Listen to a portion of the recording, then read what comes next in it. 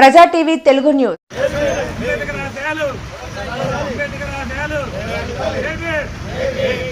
జోహార్ doctor BR Ambedkar గారు, జోహార్ doctor BR Ambedkar గారు.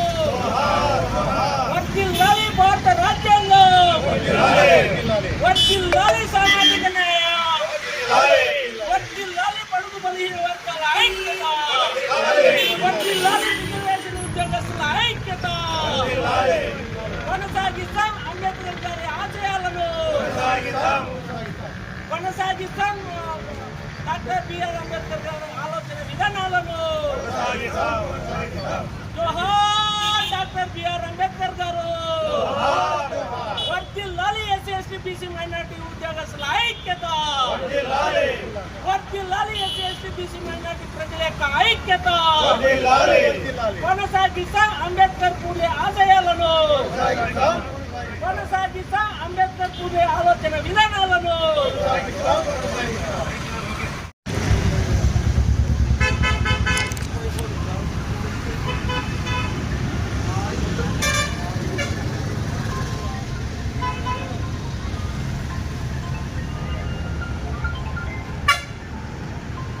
రాష్ట్ర అధ్యక్షులు, రిజర్వేషన్ ఎంప్లాయీస్ ఫెడరేషన్, రిజర్వేషన్ల పరిరక్షణ సమితి, రిజర్వేషన్ ఎంప్లాయీస్ ఫెడరేషన్ ఆధ్వర్యంలో ఆగస్టు 3వ తేదీన బహుజనులు అయిన ఎస్సీ ఎస్టీ బీసీ మైనార్టీ ప్రజాప్రతినిధుల యొక్క ఆత్మీయ సన్మాన కార్యక్రమాన్ని లలిత కళా పరిషత్ అనంతపురం నందు ఏర్పాటు చేయడం జరిగింది.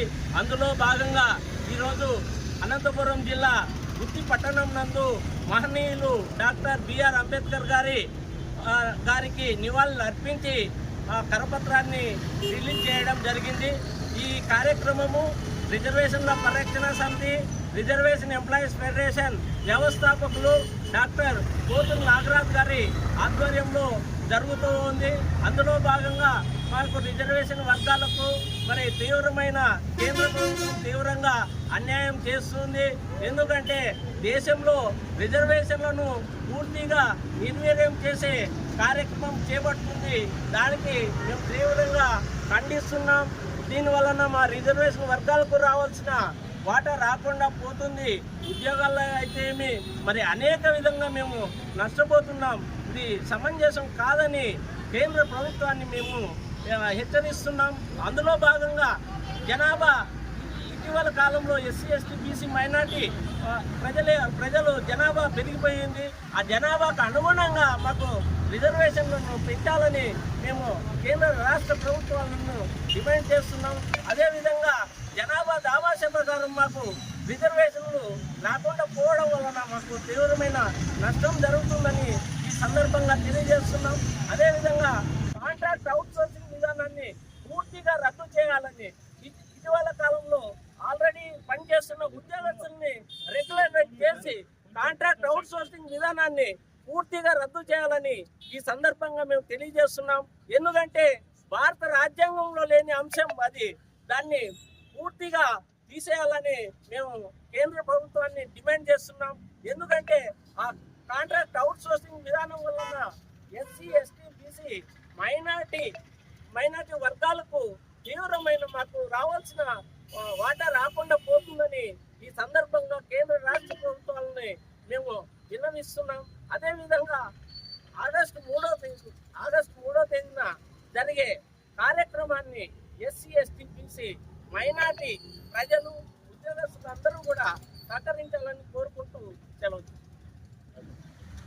రిజర్వేషన్ ఎంప్లాయీస్ ఫెడరేషన్ తరఫున ఆధ్వర్యంలో మరి ఆగస్టు 3వ తారీఖు నిర్వహించబోయే ఎస్సీ ఎస్టీ బీసీ మైనార్టీ ప్రజాప్రతినిధులకు సన్మాన కార్యక్రమంలో భాగంగా ఈరోజు ఇక్కడ గుత్తిలో గౌరవనీయులు రాజ్యాంగ నిర్మాత డాక్టర్ బిఆర్ అంబేద్కర్ గారి యొక్క విగ్రహం వద్ద ఆర్ఎఫ్ రాష్ట్ర అధ్యక్షులు ఆదినారాయణ వారి ఆధ్వర్యంలో ఇక్కడ కరపత్రము విడుదల చేయడం జరిగింది. మరి ఈ కార్యక్రమానికి వచ్చేసిన బహుజనులందరికీ కూడా ధన్యవాదాలు, విద్యావందనాలు తెలియజేసుకుంటున్నాను. మిత్రులారా, మరి ఈనాటి సమాజంలో బహుజనులు అంతా ఐక్యం కావడం చాలా అవసరం. ఎందుకంటే ఈనాడు ఉన్నటువంటి పరిస్థితుల్లో మరి ప్రజలు దేశంలో ఉన్నటువంటి ప్రజల్లో అత్యధిక శాతం దాదాపు 60% ఉన్నటువంటి ఈ బహుజనులకు ఇంతవరకు కూడా రాజ్యాధికారం అనేది లేదు. మరి రాజ్యాధికారం సాధించాలంటే వీరందరినీ ఏకం చేయాల్సి ఉంటుంది, అందరినీ సమీకరించాల్సి ఉంటుంది. ఈ సందర్భంగా సమాజంలో మన వర్గాలకు జరుగుతున్న అన్యాయాన్ని ప్రశ్నించాలి.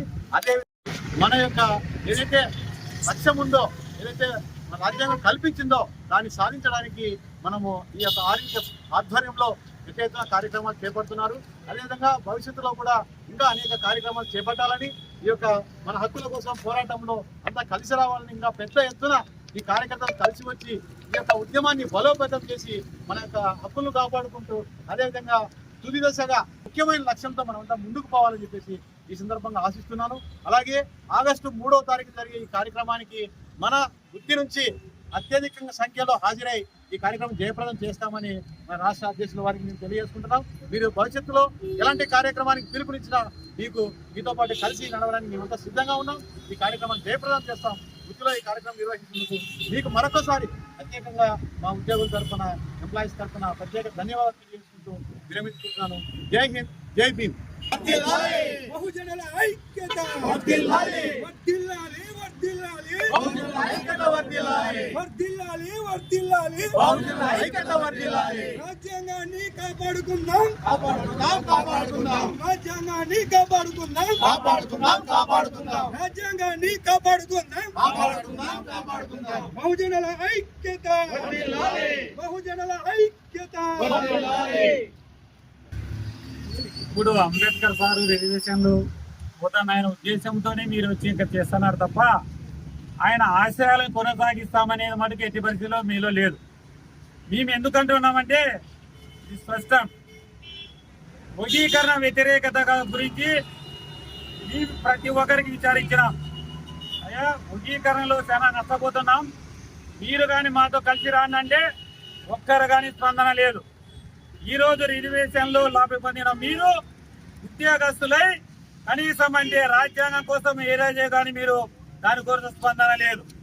అంటే మాకు రాజ్యాంగంలో అన్ని హక్కులు కావాలా, కానీ మా అంబేద్కర్ సార్ ఇంత విధంగా ఉన్నాడు, దాన్ని ముందుకు తీసుకునే జ్ఞానం లేదు మీకు ఉద్యోగస్తులకి.